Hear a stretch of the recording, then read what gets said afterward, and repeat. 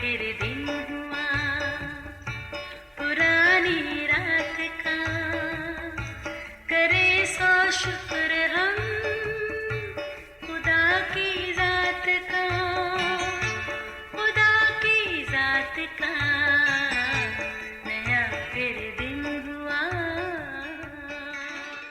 आज की आयत।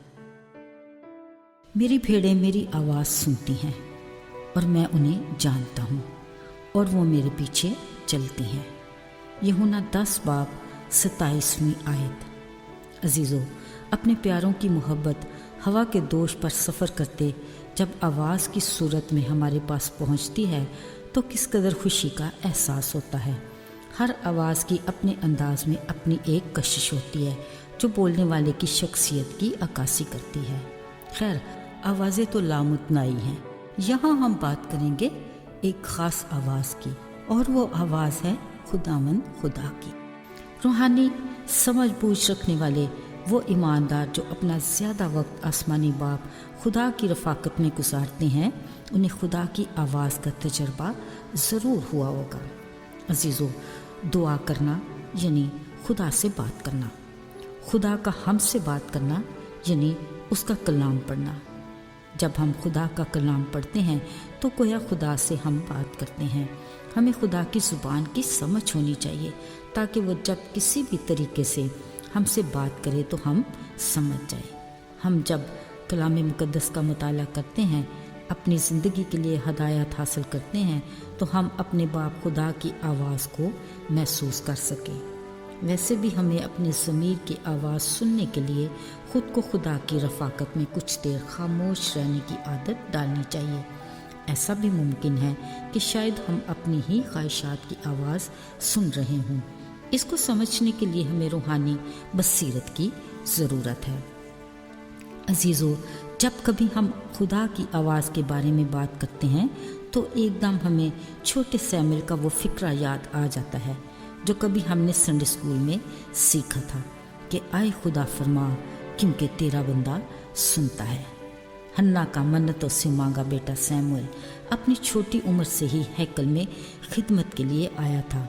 उसका काम हैकल में शमादानों को जलाए रखना, हैकल का दरवाज़ा खोलना और बंद करना, एली काहिन की खिदमत और दीगर छोटे काम थे। अगरचे उसको अपने मुस्तकबिल के बारे में कुछ भी इल्म नहीं था, पर वो अपनी मौजूदा जिम्मेदारियों को बड़े एहसन तरीके से सरअंजाम दे रहा था। वक्त के साथ साथ उसकी तरबियत भी हो रही थी। खुदा भी उससे राज़ी और खुश था। वो इस बात से बेखबर था कि खुदा का उसके लिए मंसूबा क्या है।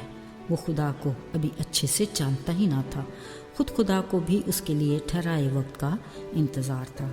अजीज़ों, एक रात सैमुएल सो रहा था कि खुदावन ने उसे पुकारा। सैमुएल ने सुना और भागकर एली काहिन के पास गया। पता चला कि एली काहिन ने तो उसे नहीं बुलाया। ऐसा 3 बार हुआ। हर बार सैमुएल का वही अमल और एली काहिन का वही रद्द अमल होता।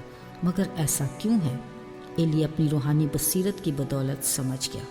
सैमुएल को समझाया, जा लेट रह, अगर अब वो तुझे पुकारे तो कहना आए खुदावंद फरमा क्योंकि तेरा बंदा सुनता है।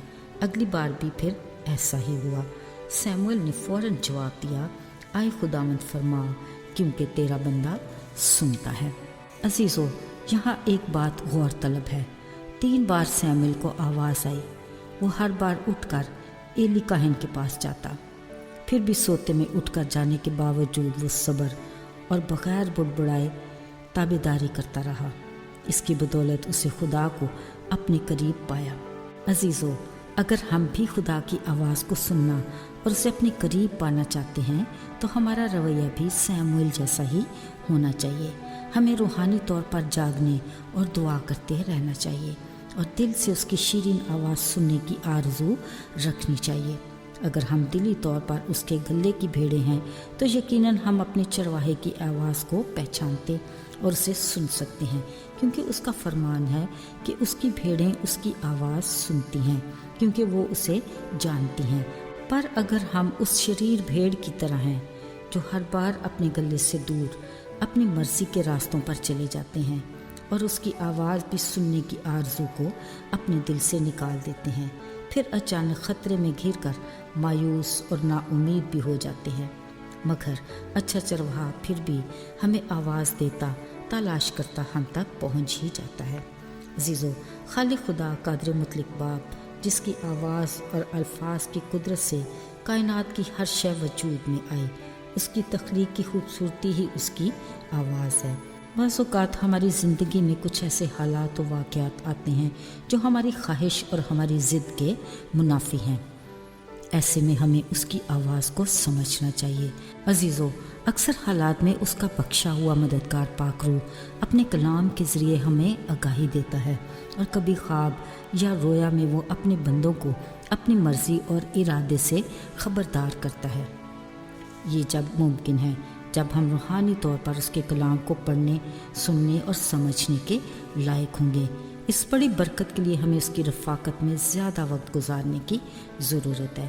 یاد رکھیے، جب تک ہم کلام کے ذریعے خدا سے رفاقت نہیں رکھتے اور خود کو پاک روح کے تابع نہیں کرتے، ہم اس کی آواز کو سن کر پہچان نہیں سکتے، کیونکہ خدا کا کوئی پیغام اس کے کلام سے ہٹ کر نہیں۔ آئیے دعا کریں۔ اے آسمانی باپ، تو کس قدر مہربان اور شفیق ہے، توفیق دے کہ میں تیری آواز سننے کے لائق ہوں۔ ہمیں اپنے فضل سے اچھا سننے والا بنا، تاکہ ہم پورے طور پر جان سکیں کہ ہمارے لیے تیری کیا مرضی ہے، تاکہ ہم آنے والے وقت کل کے لیے اور بھی بہتر طور پر تیری رہنمائی حاصل کر سکیں۔ شکر گزاری کے ساتھ مانگتے ہیں یسوع کے نام سے، آمین۔